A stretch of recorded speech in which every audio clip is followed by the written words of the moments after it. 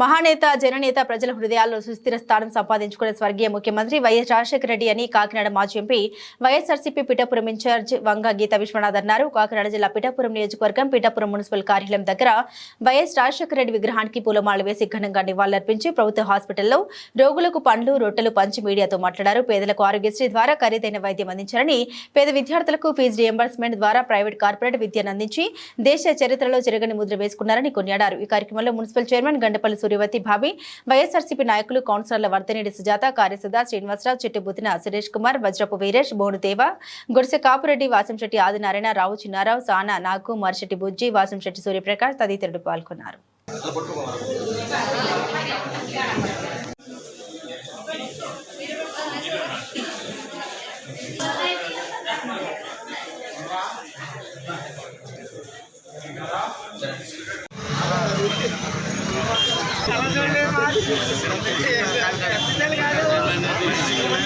ఇప్పుడు కావాలంటేనే 1900 బిల్లు అండి.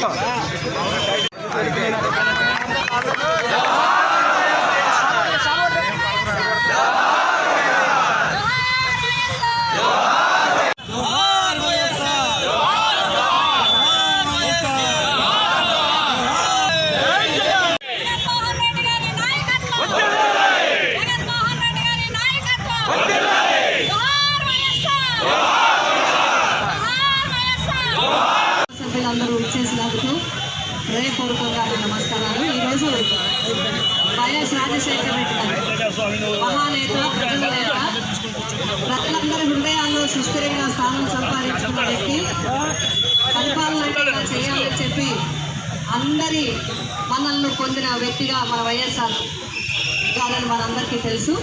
వారి యొక్క 75వ జయంతి సందర్భంగా రాష్ట్ర వ్యాప్తంగా అందరూ కూడా నివాళులు అర్పించడం జరుగుతుంది.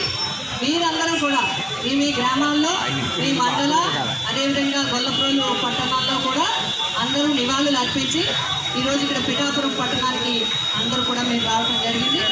ఈరోజు మనం అందరం కూడా ఈ ప్రోగ్రాం కూడా మీ అందరికీ తెలియజేయడం జరుగుతుంది. ఇక్కడ మున్సిపల్ ఆఫీస్ దగ్గర మరి వైఎస్ఆర్ గారి విగ్రహానికి మన అందరూ నివాళులు అర్పించుకుని ఇక్కడి నుంచి మనం అగ్రహారం దగ్గర మనం అక్కడ కూడా ఎలా ఘనమైన నివాళులు అర్పించాం. అక్కడి నుంచి ఇందిరానగర్ వెళ్దాం. అక్కడి నుంచి పాత బస్ స్టాండ్ దగ్గర అక్కడ కూడా విగ్రహానికి నివాళులు అర్పించి అనంతరం మనం హాస్పిటల్కి వెళ్ళి ఫ్రూట్స్, బ్రెడ్ అవన్నీ కూడా పేషెంట్స్కి అక్కడుండే ఇన్ పేషెంట్స్కి జరిగింది. అవన్నీ కూడా